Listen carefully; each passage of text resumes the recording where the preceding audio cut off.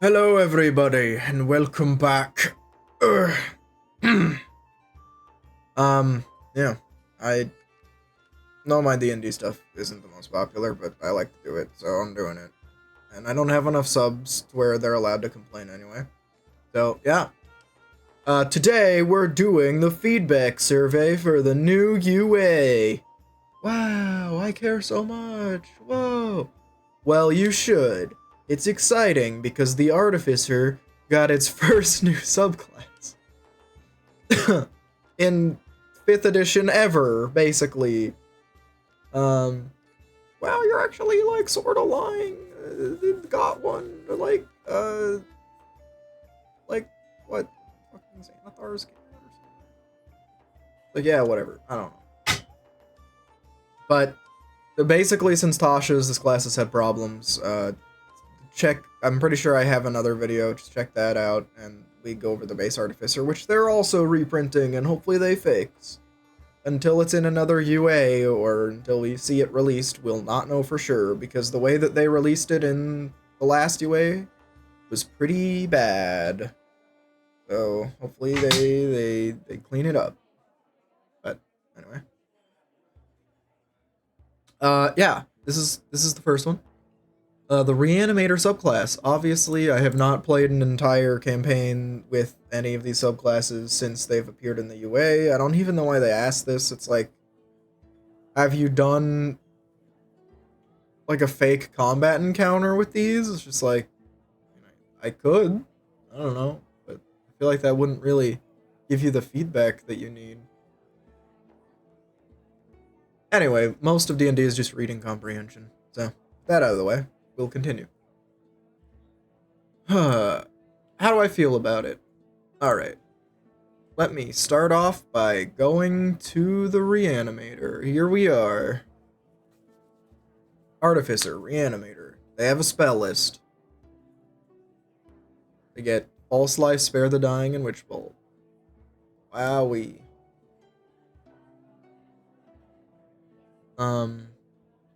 If you cast Spare the Dying, you can modify it. So they actually get revived with 1 hit point. Wow. And you do some lightning damage in an AoE. Wow. It is mildly funny though, because it's each creature in a 10-foot emanation. It's not you choose either, right? So if your teammates are next to... Actually, if you walk up and spare the dying in melee, doesn't this just hit you?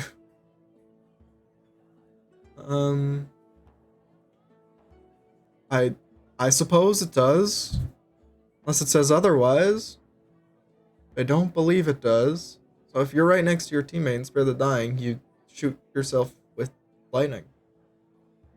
Lamau. Yeah.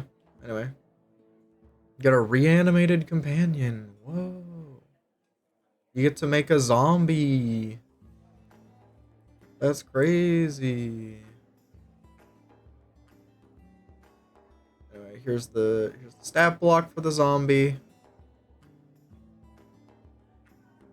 You have to take a bonus action to command it, so it's basically like a familiar, which means it's basically useless as far as I'm concerned. Although, hey, it heals from lightning damage. Hang on. If it's actually a familiar, though, can you do touch spells through it? That could be alright. Companion.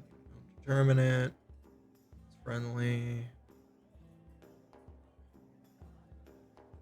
It harmlessly collapses into a pile of viscera. Lovely. Okay, so it's basically a bomb. Good. It seems like there's sorta no reason not to do it. 2d6, that's terrible. There's a bonus action. I mean, at least it's not as an action, right? Could be worse, but yeah. At least it scales too. Gains AC based on your int mod, gains HP based on your artificer level. It's okay. I can imagine this being moderately useful. Strange modifications. Create a reanimated companion. Oh, you buff your zombie. Okay. You can cast spells as if you were in the companion space. Oh, good. There it is. So you can use Spare the Dying through your companion, and it heals your companion instead of damaging you. That's awesome. I'm glad that's in. If they're within 120 feet of you, you can add your int mod to 1 damage roll of the spell. Oh, that's interesting. When you cast an artificer spell. Yeah. While your companion's just within 120 feet of you. That's pretty cool. That's not bad. And your guy gets multi-attack, which makes him much better. That's a good bonus action now. Improved reanimation. You improve it even further. And it scales, so it's not a total waste of a feature either. So, it's hype. Let me see. Bloated becomes bigger whenever it hits a large or smaller creature. With a dreadful swipe, it can be pushed 10 feet away. Additionally, you can add your intelligence modifier to the damage dealt by the companion's death. That's good! What the fuck? Nice. Oh, but it's 1 each time you summon it. Okay. I mean, bloated is awesome, right? Because you can write it if you make it large. That's hype. Why is it small by default? Is it specifically small by default so small creatures can't write on it? Maybe. But it is strange that you can't make something person-sized. But I suppose it is what it is. Okay, or it could be gaunt. It's fast. It can climb. It can climb ceilings as well. Without a check. If a creature of your choice starts near it, it must succeed a wisdom save or be frightened. That's good. These are both good. Okay, what about this? Moist. The companion gains a swim speed equal to its speed. Okay. In addition, whenever the companion is hit by an attack roll, the attacker takes acid damage equal to your intelligence mod. I mean, that's not half as good as the other two. You know what? Actually, it is half as good. I'll give it half. And if you need to swim, which you rarely do, but if you need to swim, it's good. So I'll take it. Level 15, Promethean Reanimation. You've mastered the science of revivification, granting the following benefits. If you cast Revivify or Raise Dead, the cost of material components is halved. At 15, that's useless, but you don't have to pick. The damage of your reanimated companion's death burst increases to 4d6, and necrotic damage ignores resistance. That's good, especially for bloated. It's good shit. Life transfer. You can siphon animating magic from your companion to bolster yourself. If you take damage, you can take a reaction to cause your companion to die and gain HP equal to your artificer. Wait, what? That's it? Siphon animating magic to bolster yourself. If you take damage, you can take a reaction. Wait, it doesn't stop you from taking damage? You just take a reaction to kill your creature that, by all, like, reasonableness, right? If you're not if you're riding on it, you don't want it to explode. At least immediately. You don't want to just go like boom. And if it's running around and fearing things, your bonus action is probably better spent using its multi-attack. It's 2 dreadful swipes. Which is pretty good. You have a lot of intelligence. So I'm confused. You take the damage, but if it kills you, yeah, I think this is what makes it good. If it kills you, you can take a reaction to then, when you drop, you regain HP and come back up. I think that's what makes it good. Which, if specifically that happens, it's not bad. If you're just like at full and you take 40 damage and you just kill your, at this point, very useful companion just so it can blow up and you regain 15 health, that sucks. Let's see. Maybe it doesn't actually suck. It probably does. You can take an action to make a companion. Oh yeah, once you create it, you can't do so unless you finish a long rest or use a spell slot. Oh. The spell slot. Okay. Maybe it's not that bad. Just blow it up, you make another one. This is next turn. You use an action, you make another guy. Use a first level spell slot. Who cares? Yeah, no. This is totally fine. Yeah, I don't see a problem with this. I like it. Yep. I think it's good. The Reanimator spells. Hold on. Let's take a look at the spell list. Blindness, deafness, dookie, enhance ability makes sense. Animate dead, lightning bolt, light, death ward, anti-life shell, raise dead. These are all good. These spells kind of suck. Witch bolt's actually good now and cool, so I'm not going to complain about that.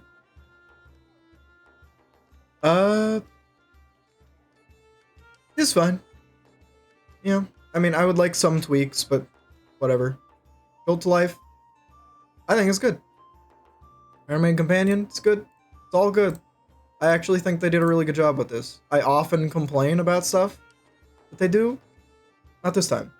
I will put a timestamp, by the way. This is going to be a long-ass video. I'll put a timestamp for every class.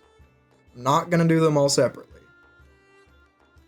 So if you want to see a different thing, yeah, you'll probably get it. You know what I'm talking about.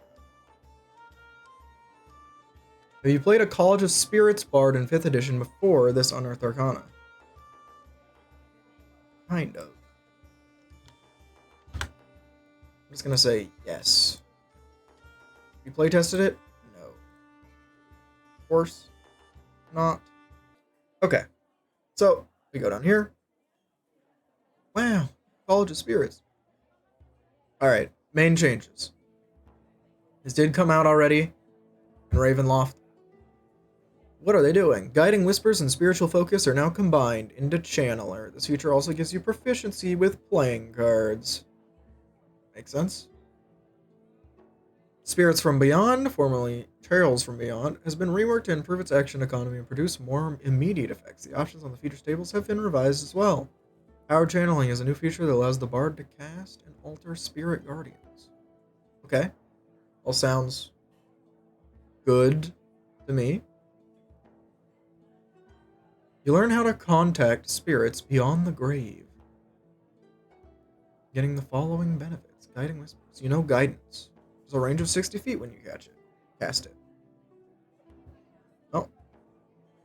That's what they had before. It's the exact same. They just combined it. Then Spiritual Focus was another thing. You employ tools that aid you. You gain a gaming set. Playing cards. Your proficiency with the gaming set, and you can use the cards or one of the following items as a spellcasting focus for your bard spells. What it did before was you could use Spirit Board, a Skull, or a Taroka deck. Wow. Starting at 6th level, when you cast a bard spell that deals damage or restores hit points through the focus, roll a d6 and you gain a bonus to damage or healing equal to the number rolled. That is not here. However, I will say that it didn't give you proficiency in the thing before, but kinda who cares? Removing that thing is pretty annoying. But whatever. I assume they make up for that by making Tales from Beyond actually not dog water. So here we go, Spirits from Beyond. You can take a bonus action to expend a Bardic Inspiration to call forth the powers of Spirit. Roll the Bardic Inspiration, refer to the Spirit's table to determine the spirit you channel. Then choose a target you can see within 30 feet of yourself. The spirit immediately takes effect. The spirit's effect requires a saving throw. The DC is your bard's spell save DC.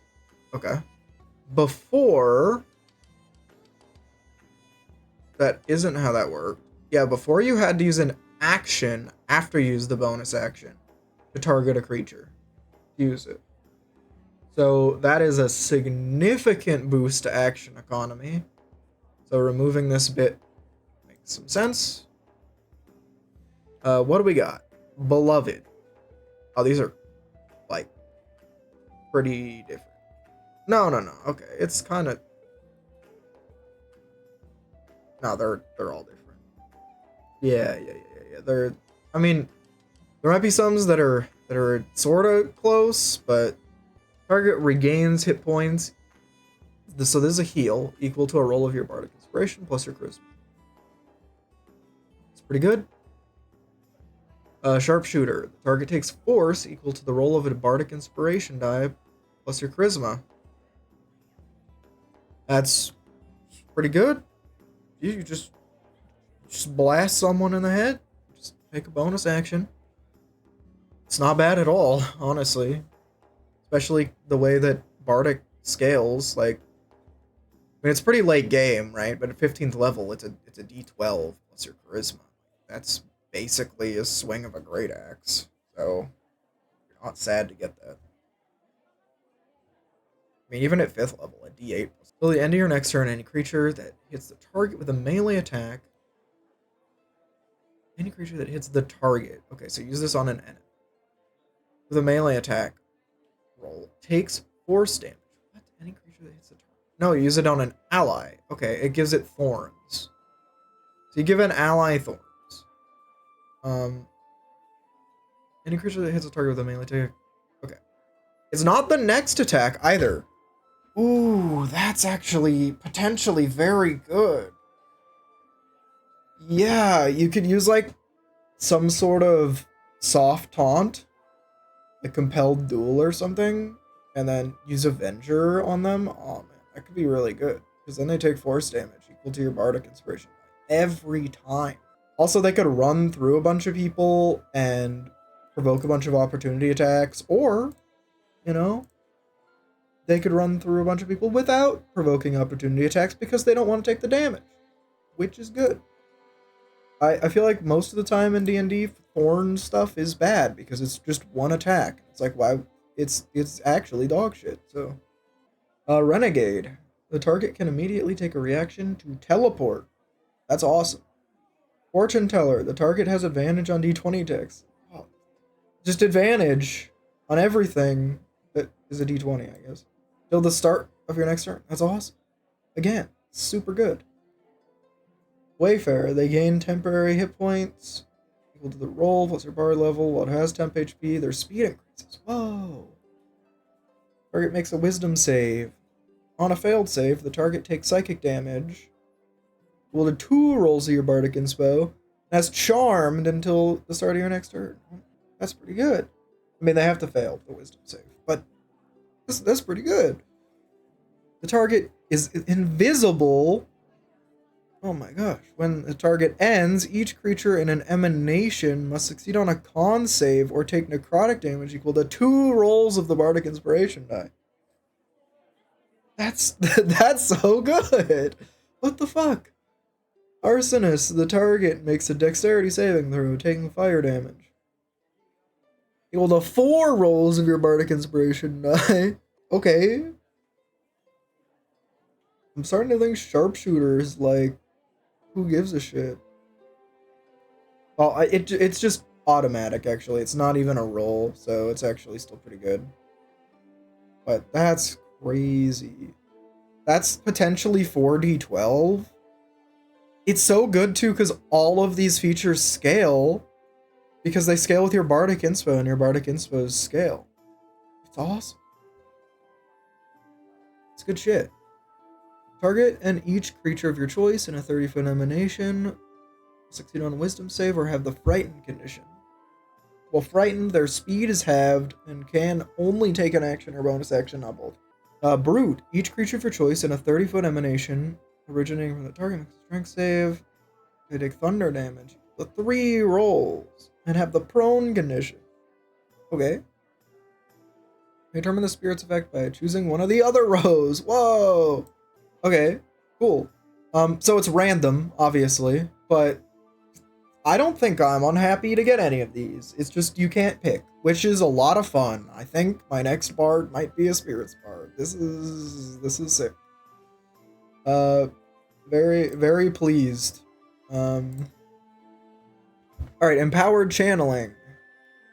Let me check the old version. Spirit session, okay? So, we have once per turn, when you cast a bard spell that deals damage or restores hit points, roll a d6. And a bonus. Oh, it's just a level 3 feature, but it's just here now. Okay. And then spiritual manifestation. You always have spirit guardians prepared. You can cast a spell once without a spell slot. You're gaining the ability to do it again. If you start casting spirit guardians, you can modify the spirits to guard against worldly threats. When cast in this way, you and allies within the emanation have half cover. Once you modify the spell in this way, you can't do so again until you finish a short rest. Okay, so you can only do this once per short rest. Pretty good. What did it do before? After an hour-long ritual, you can conduct the ritual with a number of willing creatures equal to your proficiency bonus. At the end of the ritual, you temporarily learn one spell of your choice from any class. Okay, so it's just magical secrets, but it takes an hour-long ritual. The spell you choose must be an equal level to the number of creatures that conducted the ritual. It must be divination or necromancy. Oof. Okay, so it's like a lot worse than magical secrets. And it takes an hour every day. And you need your teammates to do it with you. It's based on proficiency bonus. So the highest level spell you can learn from this is 6 at 17.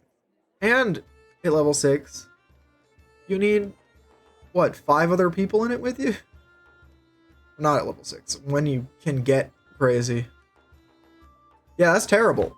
So, cool. The Spirit Guardians, welcome to the team, Spirit Guardians. Pog, alright, Mystical Connection. In Mastery over Spirits, you call forth. If you roll on the Spirits table, you can roll the die twice and choose which of the two effects. What? Wait, what? Huh? In Mastery over the Spirits, whenever you roll on the Spirits table, you can roll the die twice and choose which of the two effects. Oh, okay. Sorry, I was just reading that wrong. Wait. They should have added the same thing that the old one had. The old level 14 thing is basically just this, but if you roll the same number on both dice, you could choose any effect. Oh, it's just choose any effect. It should just be if you roll the same number on both dice, you get both. I know people are going to be thinking, that's overpowered, how dare you? But wouldn't it be funny if you rolled 2 9s and it was just like, alright, make a dexterity saving throw and what, take 8d12 fire damage? Come on, that's hype. I don't care what anyone says, that's hype. But even if they just made it to where you got to pick one, I'd be okay with that. But this is a significant improvement, so I like it. This is great. This is great. This is great. This is great. This needs to be changed, I think. Would be cool to keep in something when you roll the same number twice. And anything would be good.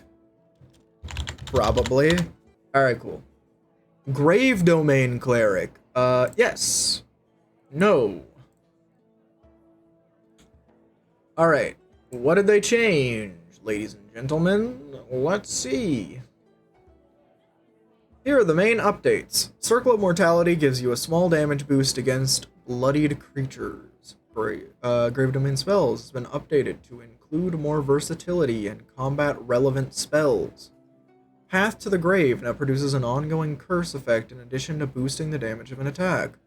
Sentinel at Death's Door can now trigger on any attack, not just critical hits. Divine Reaper is a new feature that absorbs the previous benefits of Keeper Souls and provides a boost to the Cleric's Necromancy spells. Okay, all of those sound awesome. Okay, Circle of Mortality, level 3. You can manipulate the balance between life and death. Full of Death. Once per turn, if you cast a spell, or with an attack roll and deal damage to a blooded creature, they take an extra d4 necrotic damage. Okay, sure. Before, Circle of Mortality did, if you roll a dice to restore hit points, the spell to a creature with 0, use the highest number possible for each die. In addition, you learn Spare the Dying, and it has 30 feet range and is a bonus action. Okay, roll 1 or more dice. There you go. With a spell or channel. Okay, don't roll the dice. Instead, use the highest number.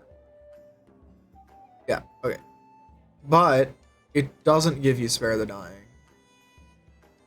So the 30-foot Spare the Dying as a bonus action is removed. But instead, if you cast a spell with an attack roll to do damage to a bloodied creature, they take an extra damage.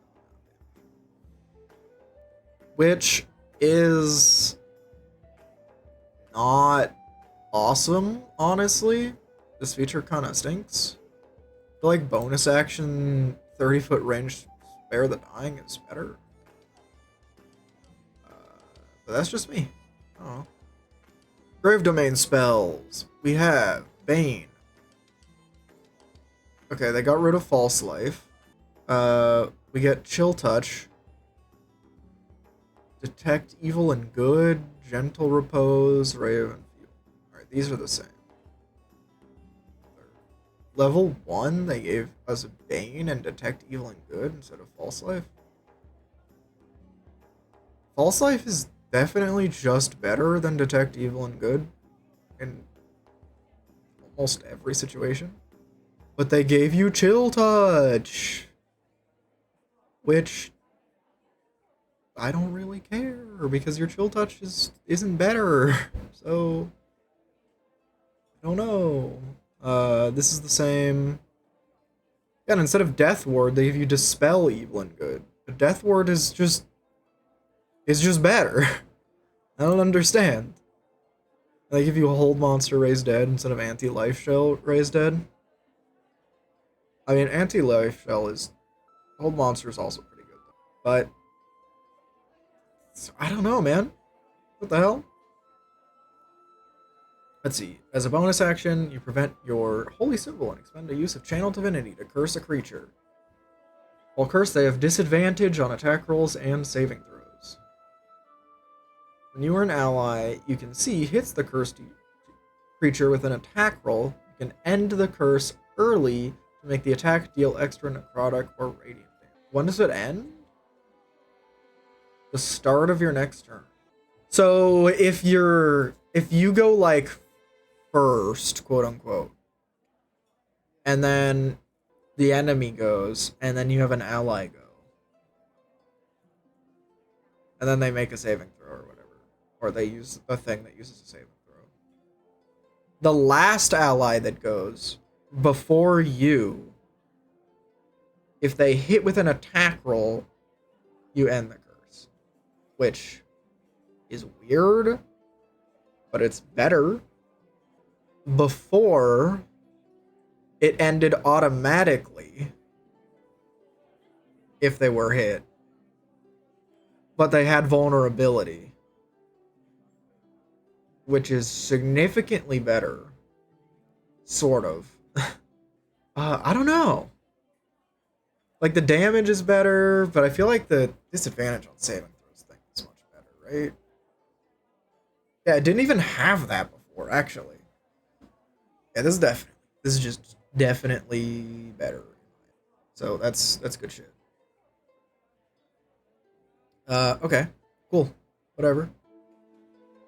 6th level feature. If you or a bloodied creature you can see within 30 feet of you is hit with an attack roll, take a reaction to half the attack's damage. Okay. I mean, that's just good.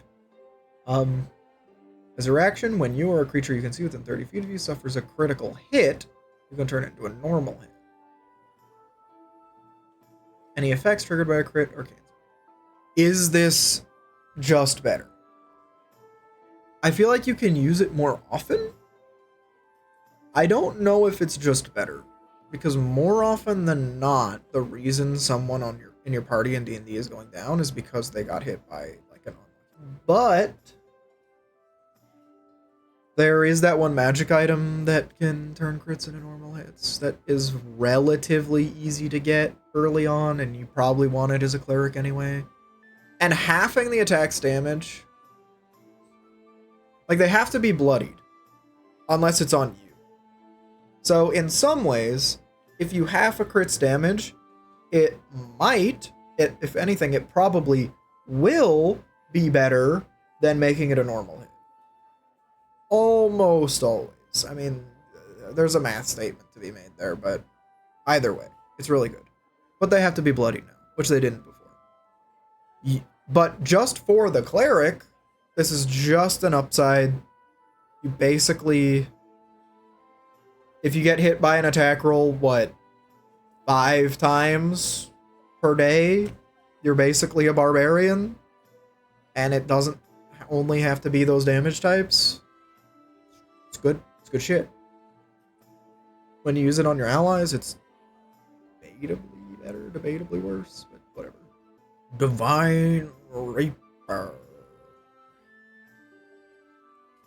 Oh yeah, they just added a new thing to this. Okay.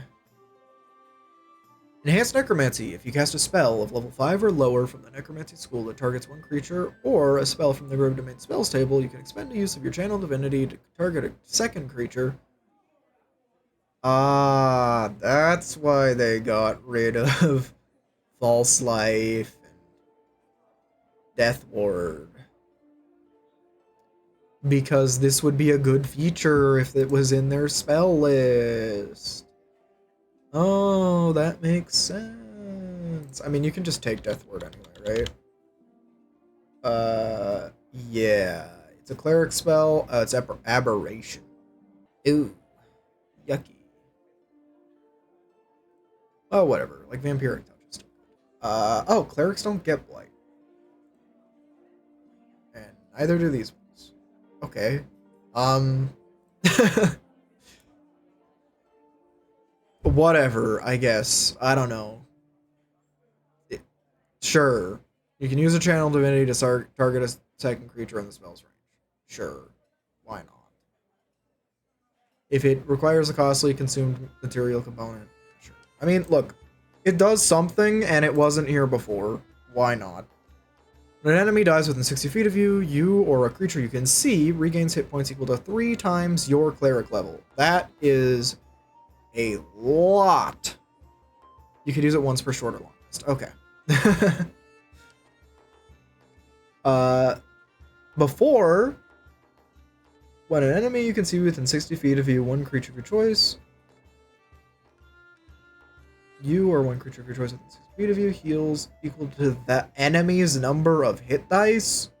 Okay. That's terrible, but, well, that's terrible comparatively. It could be alright. Because what, let's say you're level 17, right? You're probably fighting an adult red dragon at this point.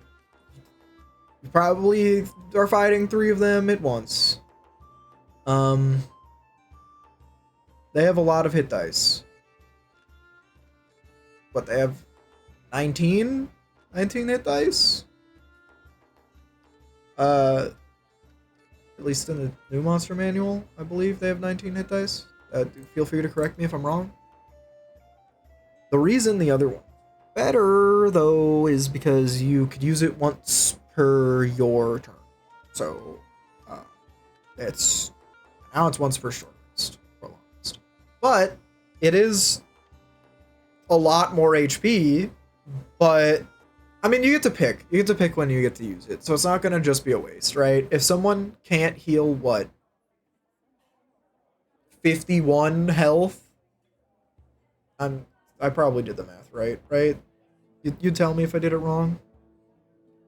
But yeah, if someone needed 51 health, like, you'd know, and you could just give them 51 health, which is a lot. But it's once per short rest, man. I mean, but you do get this as well, which is admittedly not super good. I was gonna say, maybe if you, like, were also another class that had better necromancy spells. I mean, you could raise dead twice. Yeah, raise dead twice. That's pretty good.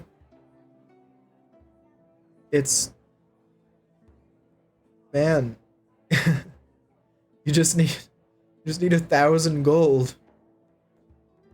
And an hour. And a whole hour.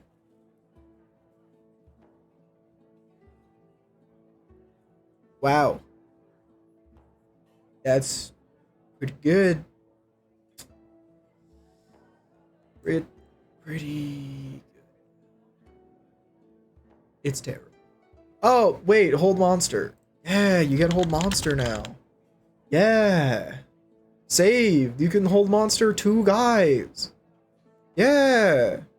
No, it's unironically, it's saved. Okay, think of it like this. You know what? You're probably already thinking about it like this. Boom. Boom, boom. While cursed, the creature has disadvantage on saving throws. Guess what? This isn't a save. This isn't a to hit. They have disadvantage on saving throws. It's a bonus action. No, it's not a bonus action. Using hold monster. Wow. And guess what? You can use a second channel divinity to hold monster twice. And at least one of them will be at disadvantage. It's really sick. It's really sick, actually. See, I thought about it, thought it was bad. I now think that it isn't that bad. Is Dispel Evil and Good, like, usable? Hold on. I haven't checked this version of Dispel in 2024. Disadvantage on attack rolls against you. I mean, it's okay. It's alright. Wait, actually, this is crazy. If they're from another plane, this is actually crazy. What? Alright, never mind. Fair enough. Well, whatever. Grave Domain, compared to how it was, there's upsides, there's downsides. How do I feel, though? Huh. You lose Eyes of the Grave. Which, you know, fair enough. It's not that good. But this isn't that good either. And you lose the Spirit of the Dying thing? Like, I feel like at level 3 you're just getting cucked, right? Like, am I crazy? Or are you just worse at level 3 than you were before? This is so good. Okay, this is what I'm gonna do. Circle of Mortality. I think it needs help. Grave Domain spells. They've grown on me a bit. Especially Hold Monster. Path to the Grave is insanely good. Sentinel at Death's Door, it's fine. It's fine. Oh, I'm gonna give it yellow. Divine Reaper is... it's fine as well. I don't know. I like it. I need some help. Sentinel at Death's Door is green. You can only use it on allies that are bloodied. Ideally, you don't want them to be bloodied because you're a cleric, but I mean, Grave Domain, so them being closer to it is worse. But the cleric can use it whenever. Seems a little... I mean, probably good enough, but maybe some. Easy from rating Divine Reaper is green. What is it? Like 50 HP on a kill is really good. But for a short rest, it's kind of bad. The new feature is cool, but I'm just gonna say the new feature's cool. I'm not gonna complain too much about it. A Hollow Warden. Oh god. I've seen a thing or two or three. I'll show you a thing or three. Where the hell are we? Hollow Warden. This is entirely new. This is a ranger. Yeah. You get Wrathful Smite, Spike Growth, Phantom Steed, Hallucinatory Terrain, Hallucinatory, yeah, and Awake. Good spells for rangers too. Yeah, it's pretty good. They get Spike Growth already. If you're built to use this, you'll probably already take it. But hey, you know what? That's something that you don't have to prepare. So I'm not gonna be mad at something you would have taken, but so. The Wrath of the Wild. If you cast Hunter's Mark, you transform. Oh my gosh, using Hunter's Mark. Wow. To be fair though, for new ranger, this is exactly the type of subclass you want to see, because you have to use Hunter's Mark anyway. You're really sad if you're playing what is it, a Fey Wander, and you have to concentrate on your fairies because, oh no, you have to concentrate on Hunter's Mark. What are you gonna do without your poor freaking Hunter's Mark? It's okay, I don't have anger issues. This is gonna be so long. Holy shit. I might break this up into 2 parts, actually.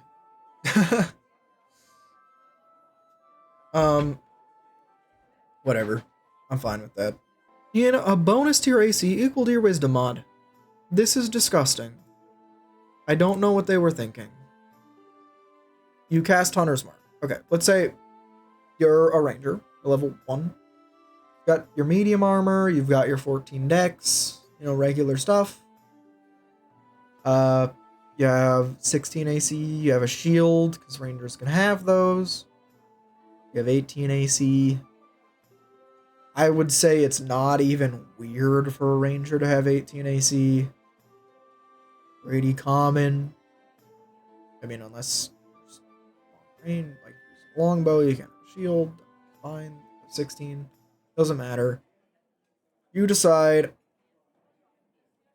alright, I'm going the Hollow Warden, which is a very wisdom-based class. Guess what? Guess what?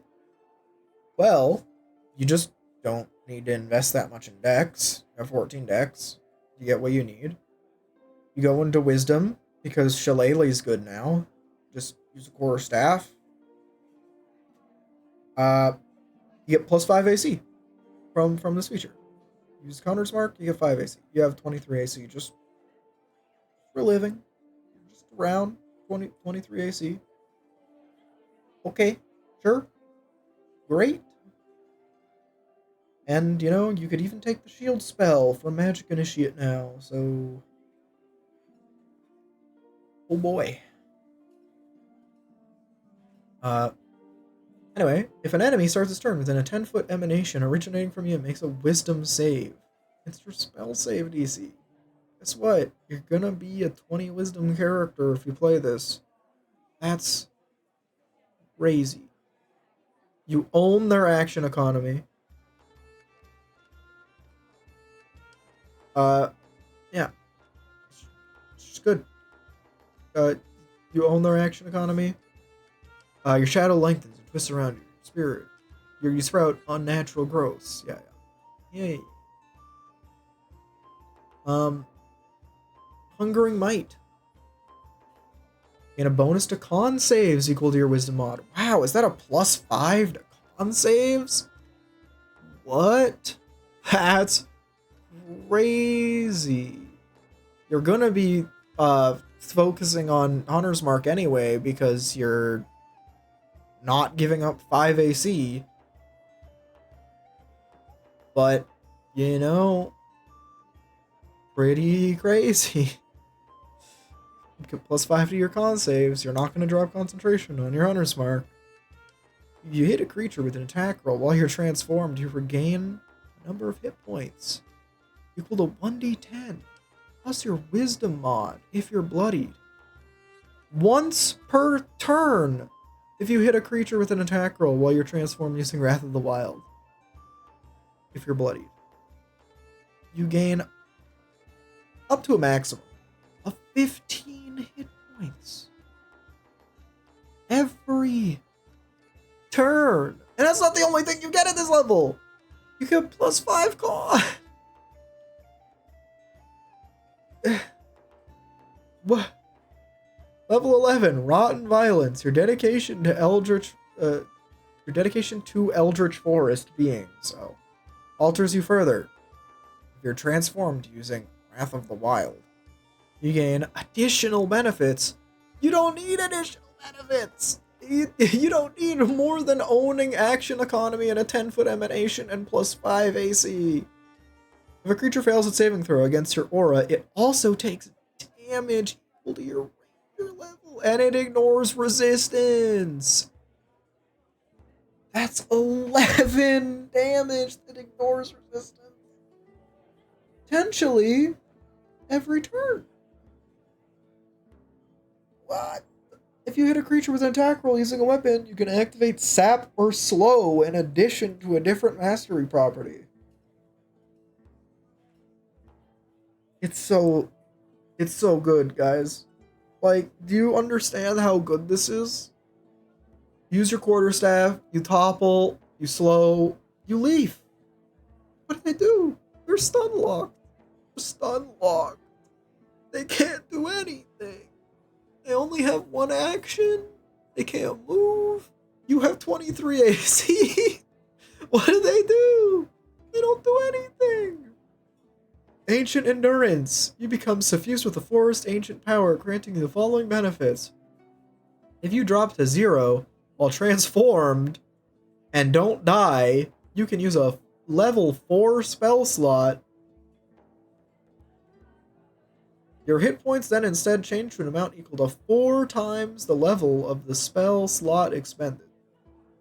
I mean, that's mid. That's super mid.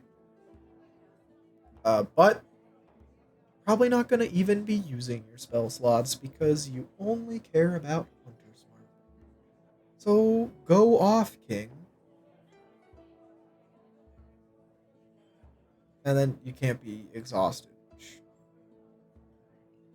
It matters. It matters. You don't have to sleep. I mean, I guess. It's not having to sleep is actually pretty good. Pretty good. Even mechanically, it's good.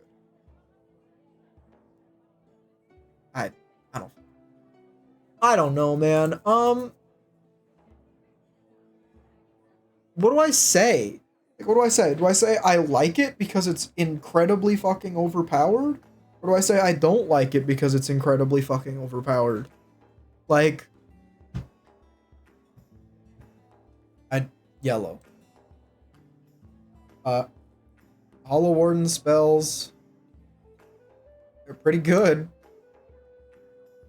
Wrath of the Wild. It's insanely overpowered. But this is also really overpowered.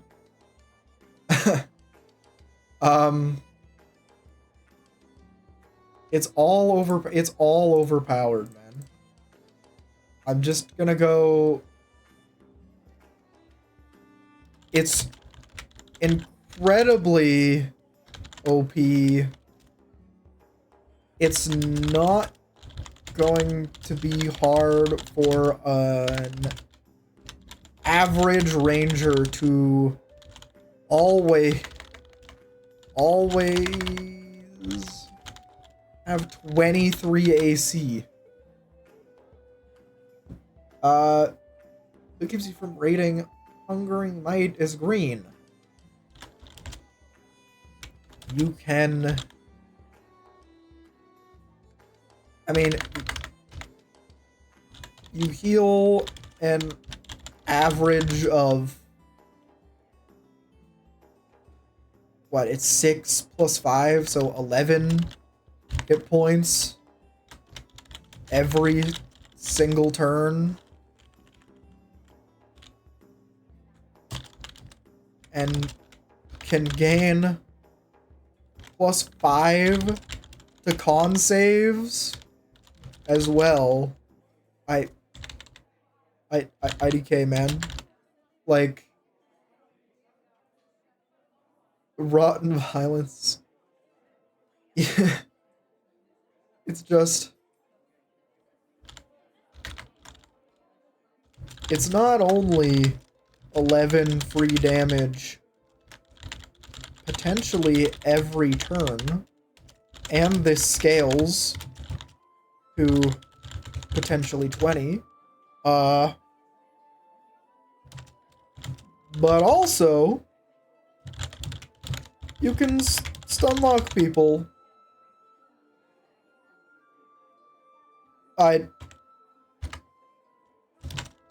Which is fine. But, you know, your other features are already kind of insane. This one is probably fine, but unlimited downtime, need for sleep, and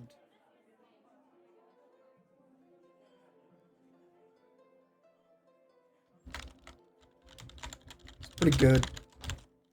And using a level 4 spell slot to not die on your invincible character is actually kind of bad, weirdly. Alright.